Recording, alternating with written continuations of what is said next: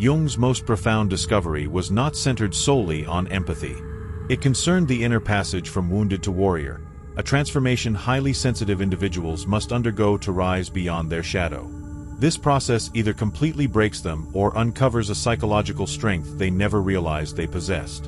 In his studies on individuation and the archetype of the wounded healer, Jung identified what can be described as sensitivity transformation syndrome, a recurring pattern where emotionally attuned individuals either remain imprisoned in victimhood and psychological pain or embark on what Jung termed shadow integration, ultimately emerging as psychologically whole and authentically powerful.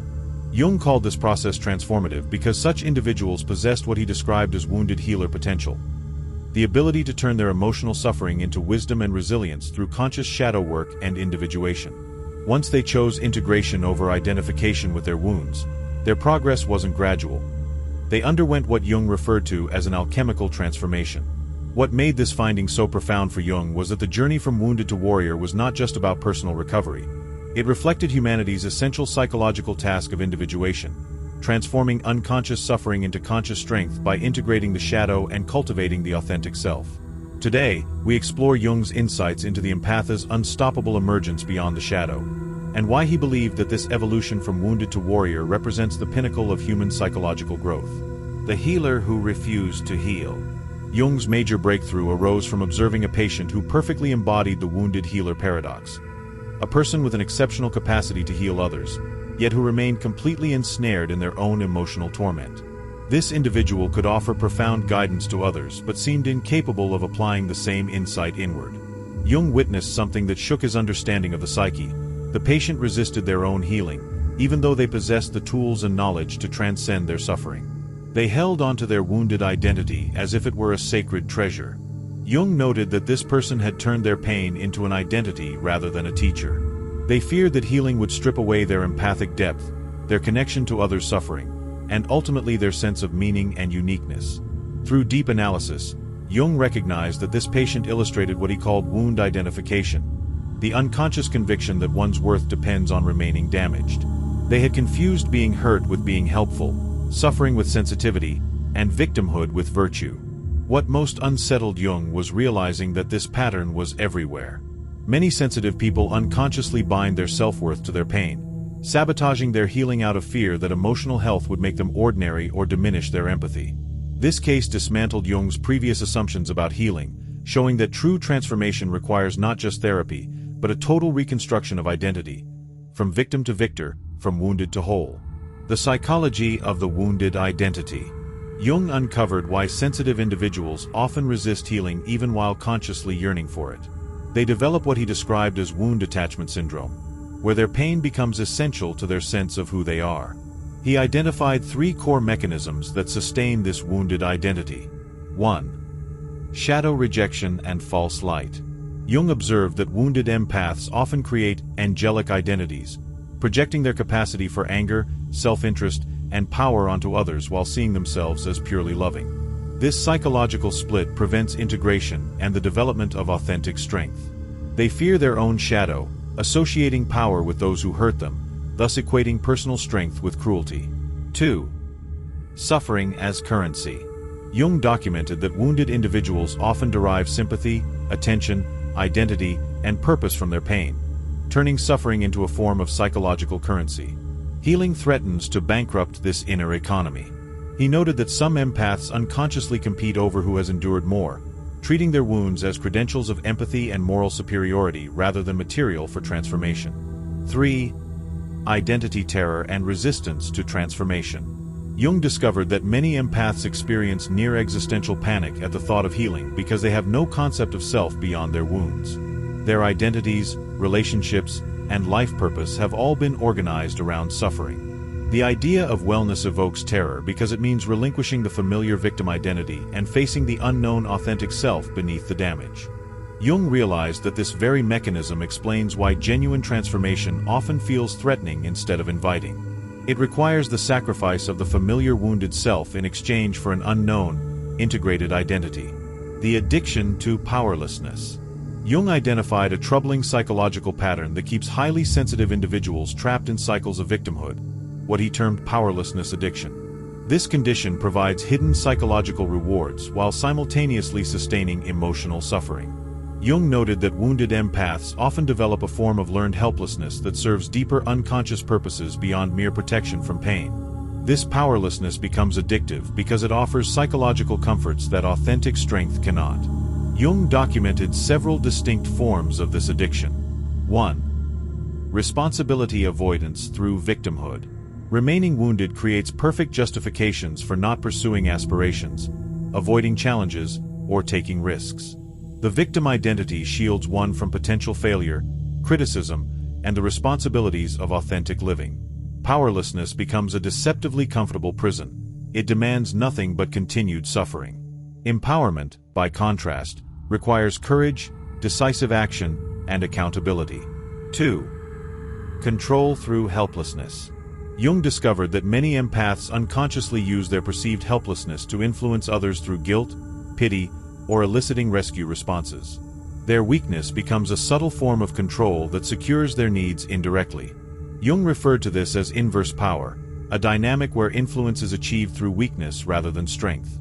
It feels safer than directly asserting boundaries or needs. 3.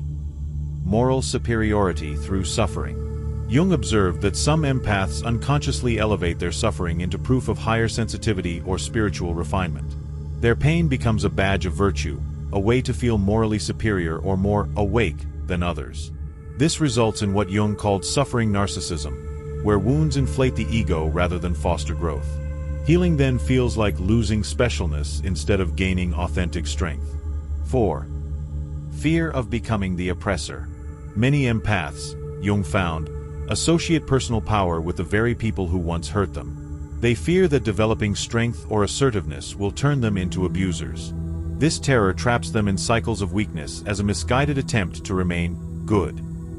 Jung emphasized that conscious power serves both self and others, while unconscious powerlessness often enables harm. Jung clarified, recognizing these patterns is not about self-blame, it's about understanding the unconscious dynamics that block true empowerment and transformation. If you've ever felt strangely attached to your wounds, it's a sign that your psyche may be ready to move beyond pain. The 4 stages of empathic evolution. Jung outlined 4 developmental phases that sensitive individuals move through on their journey from wounded victim to integrated warrior. Stage 1. The unconscious absorber. At this stage, sensitivity feels purely like a burden, with no awareness of its transformative potential. Jung noted that such empaths feel perpetually overwhelmed by others' emotions, viewing their empathy as a curse that makes them fragile and powerless. These unconscious absorbers attract chaos and emotional pain, unconsciously reinforcing their victim identity. They collect proof that the world is cruel and that they are defenseless. The turning point comes when they realize their sensitivity is not evidence of weakness but information about their psychological development. Stage 2. The wounded helper. Here, empaths begin using their pain to support and heal others, even as they remain unable to heal themselves. They become adept at guiding people through suffering but cling to their wounds as the source of their gifts. Jung observed that they fear healing might disconnect them from others' emotions or lessen their capacity to help. The key transformation occurs when they grasp that healing enhances empathy rather than diminishes it, allowing them to help from a place of wholeness instead of depletion. Stage 3. The shadow integrator. Empaths at this stage begin reclaiming their denied psychological aspects: anger, assertiveness, and personal power. Jung noted this phase feels deeply unsettling because it shatters the illusion of being purely good or light. Shadow integrators often struggle with guilt and fear that embracing these qualities will make them resemble their abusers. The breakthrough comes when they recognize that integrating their shadow brings authenticity and deeper compassion, freeing them from projecting darkness onto others. Stage 4. The integrated warrior. The final stage represents Jung's vision of complete empathic integration. These individuals merge sensitivity with strength, achieving what Jung called conscious empathy. They retain emotional depth while establishing firm boundaries and personal authority. Integrated warriors embody the truth that empathy and strength are complementary, not conflicting. They can feel deeply without being consumed, assist others without self-sacrifice, and maintain compassion without betraying themselves. Such individuals naturally evolve into grounded leaders and healers who demonstrate that wounds can indeed become wisdom, and sensitivity, a source of enduring power. The dangerous transformation terrain. Jung identified several profound psychological hazards that can destabilize or even destroy empaths during their transformation from wounded to warrior, making this evolution one of the most perilous journeys in all of human development. The identity annihilation crisis. Jung observed that when empaths begin questioning their wounded identity, they often experience an overwhelming sense of psychological death. Because their entire sense of self has been built around suffering, healing feels like ego destruction rather than liberation. This crisis can be so disorienting that many retreat back into familiar pain rather than face the uncertainty of discovering who they truly are beyond their wounds. Jung documented severe anxiety, depression, and existential confusion during these phases of identity dissolution. The relationship apocalypse. Jung also recognized a phenomenon he called systemic disruption cascades, a chain reaction that occurs when a healing empath's transformation unsettles the relational systems around them. As empaths begin to establish boundaries and reclaim personal power, family members, partners, and friends who once benefited from their self-sacrificing patterns often react defensively. Jung noted that those dependent on the empath's compliance may become manipulative, critical, or emotionally distant, unconsciously attempting to restore the old dynamic. This relational collapse frequently leaves the empath feeling isolated at the exact moment they most need understanding and support. The shadow terror response. Jung warned that facing one's repressed psychological material can feel unbearable for empaths unprepared for the raw intensity of their suppressed anger, selfishness, and power instincts. The process of shadow integration may appear like moral decay instead of inner completion. Without proper guidance, empaths often mistake the surfacing of shadow content for corruption, prompting them to repress it again rather than integrate it consciously. Jung emphasized that this regression halts development and strengthens the split between the good self and the forbidden self. The spiritual bypass trap. Jung observed that many empaths attempt to escape their psychological suffering through spiritual idealism, using love and light philosophies to bypass deeper shadow work. They may meditate, pray, or channel positivity while avoiding confrontation with their inner darkness. Jung called this premature transcendence, a state where spiritual identity masks unresolved trauma. The result is fragile pseudo-healing, a surface calm that collapses under emotional stress because the unconscious remains unintegrated. The inflation explosion. During transformation, Jung found that some empaths fall into grandiosity, believing they have achieved higher consciousness or special status due to their healing progress. This inflation often manifests as subtle superiority over those still in pain or as claims of heightened empathy and spiritual insight. Jung warned that such ego inflation blocks full integration by recreating the same superiority-inferiority hierarchy the empath sought to transcend.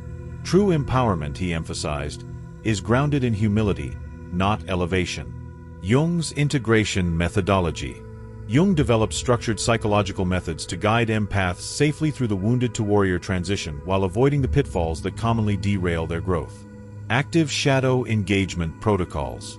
Jung insisted that empaths must directly engage with their rejected inner material instead of projecting it outward. This process involves conscious exploration of anger, selfish impulses, and power drives through deliberate introspective work. Jung's techniques included analyzing one's strongest judgments of others to identify projected shadow elements, dialoguing with dream figures that represent disowned traits, and expressing suppressed emotions safely in therapeutic or creative contexts. The objective was not to become selfish or aggressive, but to achieve psychological wholeness by embracing all parts of the psyche. Conscious boundary architecture. For empaths who equate boundaries with cruelty, Jung created systematic boundary training. He taught that the goal is not isolation but discernment, learning to build filters rather than walls. Jung emphasized skills such as saying no without guilt, recognizing manipulation tactics and responding with clarity, and cultivating energetic sovereignty, the ability to remain aware of one's emotional state as distinct from others. Healthy boundaries, he noted, strengthen empathy by preventing depletion and resentment. Authentic power development training. Jung recognized that empaths must reclaim personal power without fear of becoming oppressive. He differentiated authentic power, self-directed strength serving both the individual and the collective, from false power, which seeks domination or ego gratification. His training encouraged direct communication of needs, assertiveness even when uncomfortable, and willingness to lead when insight or ability called for it. True power, Jung taught, is expressed through integrity, not control. Identity reconstruction processes. Understanding that healing dismantles the old self, Jung developed methods for helping empaths rediscover identity beyond their wounds while preserving their gifts. This involved shifting archetypal identification, from the victim to the healer or warrior. Jung guided individuals to explore innate talents, passions, and values separate from trauma patterns, transforming sensitivity into creative and purposeful expression. By serving from wholeness rather than pain, empaths could sustain compassion without self-sacrifice. Transformation, success, and failure. Jung's analyses revealed critical differences between empaths who successfully complete the wounded-to-warrior evolution and those who remain imprisoned in cycles of suffering. Integration, success. Viktor Frankl perfectly embodied Jung's wounded healer transformation by transforming his Holocaust suffering into the foundation for logotherapy, a method that helped countless others find meaning amid pain. Instead of remaining defined by his victimization, Frankl transmuted his trauma into professional and spiritual purpose. His success reflected what Jung would describe as meaning-making integration, using wounds as teachers rather than identity markers, and drawing resilience from adversity rather than being destroyed by it. Jung would note that Frankl preserved his sensitivity to suffering while cultivating the psychological fortitude to guide others without being re-traumatized by their pain. Integration, success. Nelson Mandela. Nelson Mandela likewise demonstrated Jung's archetype of the wounded healer through his transformation of 27 years of imprisonment into the foundation for compassionate and visionary leadership. He practiced what Jung called conscious empathy, maintaining compassion for his oppressors while firmly upholding justice and equality. Mandela's example illustrates how empaths can turn their deepest wounds into collective wisdom, embodying what Jung described as transformative suffering, pain that heals both the self and humanity. His power came from refusing to identify solely with victimhood, while honoring the profound lessons it carried about human dignity, forgiveness without enabling, and authentic strength in service of justice. Integration, failure. The professional victim. Jung also documented cases of individuals who built entire identities and even careers around their trauma without truly healing. These trauma entrepreneurs, as Jung described them, profit emotionally or materially from pain while resisting genuine transformation. Healing threatens their livelihood, relationships, or sense of uniqueness, keeping them caught in cycles of suffering and self-importance. As Jung wrote, they may help others, but from shared woundedness rather than integrated strength, often fostering dependency instead of empowerment. Critical success elements. Jung identified several psychological factors that distinguish genuine transformation from stagnation.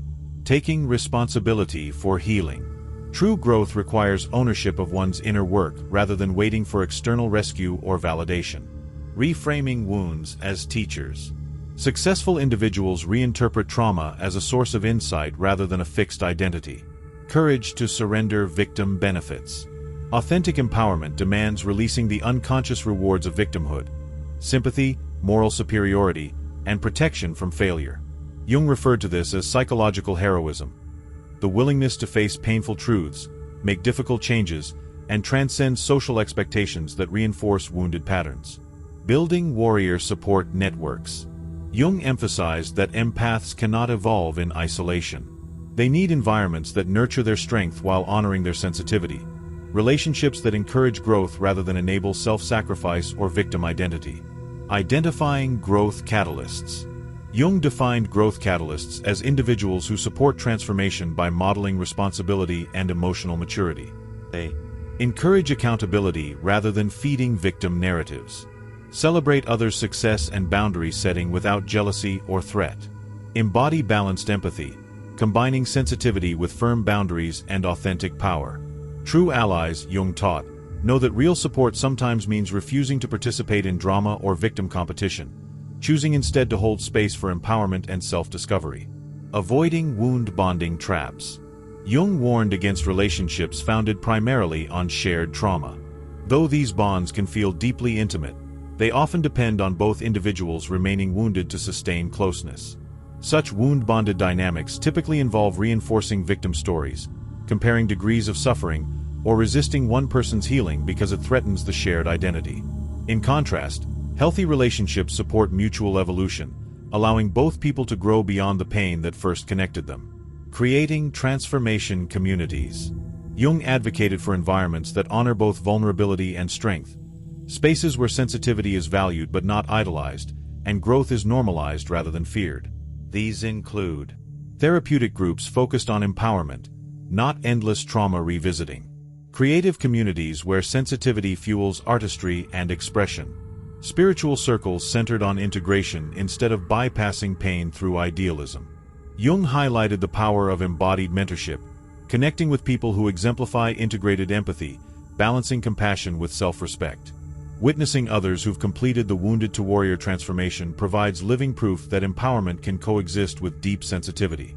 The five-phase evolution process. Jung outlined a five-phase model describing the psychological metamorphosis empaths experience on their journey from wounded victim to integrated warrior. Phase 1. Pain recognition without purpose. Empaths begin consciously acknowledging their suffering rather than repressing or escaping it. This phase often feels excruciating, as they encounter raw pain without yet perceiving its meaning. The breakthrough comes when they realize sensitivity isn't punishment but a guide revealing developmental needs and latent empathic potential. Phase 2. Shadow confrontation and integration.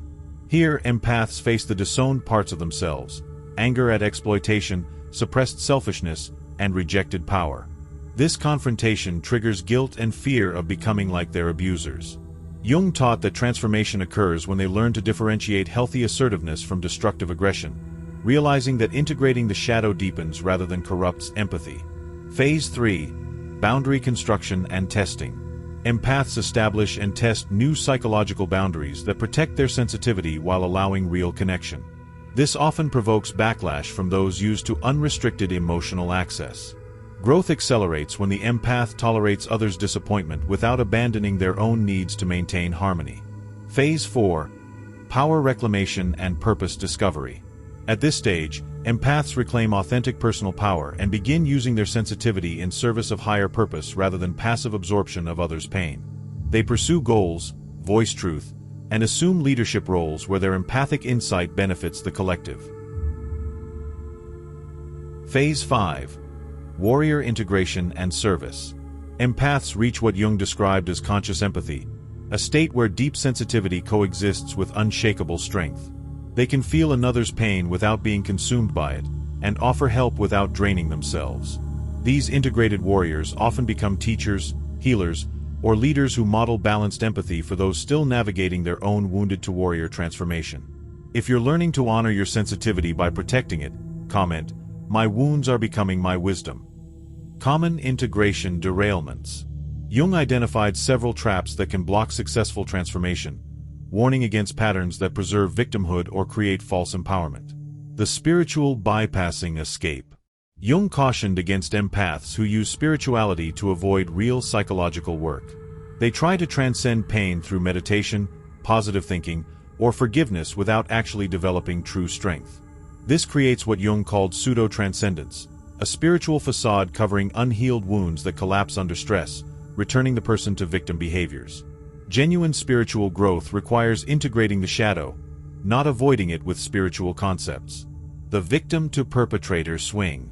Jung observed that some empaths overcorrect from helplessness to aggressive dominance, developing reactive strength that defends but also isolates. This comes from unintegrated anger and fear, causing defensive rather than empowered responses. Jung promoted conscious strength, power that protects without attacking and holds both compassion and firmness. The healing superiority complex. Jung noted that during transformation, some empaths become grandiose, believing their healing makes them spiritually superior to others still struggling. This blocks integration because it recreates the same superiority-inferiority dynamic that originally caused their wounds, just reversed. True empowerment includes humility and awareness that growth is an ongoing process, not a finished achievement. The isolation safety trap. Jung warned that some empaths withdraw completely from relationships, mistaking solitude for safety. While temporary isolation is helpful, total withdrawal prevents practicing new relational skills and becomes a prison that limits growth. Jung advised gradual re-engagement with people who support transformation while maintaining distance from those who don't. The cultural warrior mission.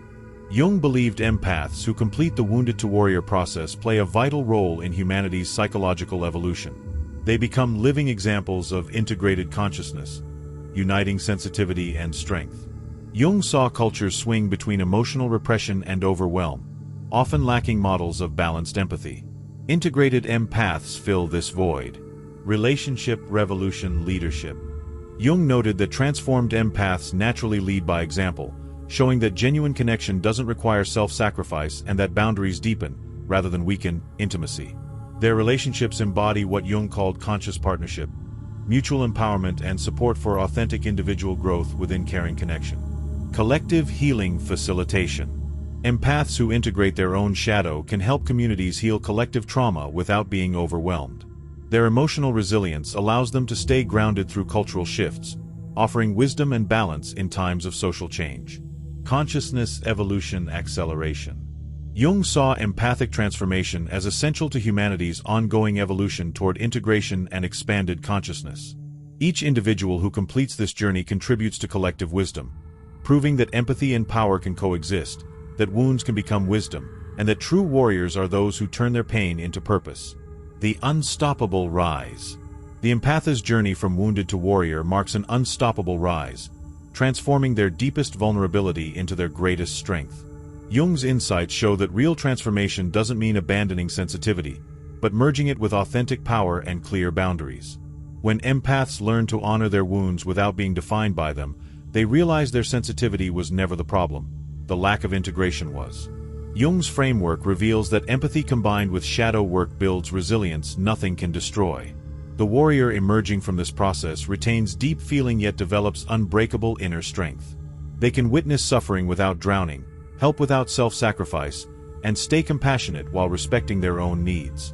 Your sensitivity isn't something to overcome, it's something to protect through conscious development. Jung's work shows that the wounded healer embodies humanity's highest potential, turning pain into wisdom, wounds into strength, and victimhood into service. The rise beyond shadow is unstoppable because it aligns with the psyche's natural drive toward wholeness. Every step from wounded to warrior contributes to both personal healing and collective human evolution. If you're ready to transform your wounds into wisdom and your sensitivity into strength, comment, "I choose warrior over victim." Your journey from wounded to warrior isn't just personal healing. It's part of humanity's evolution toward integrated consciousness and authentic empowerment. Thanks for watching. See you in the next dimension.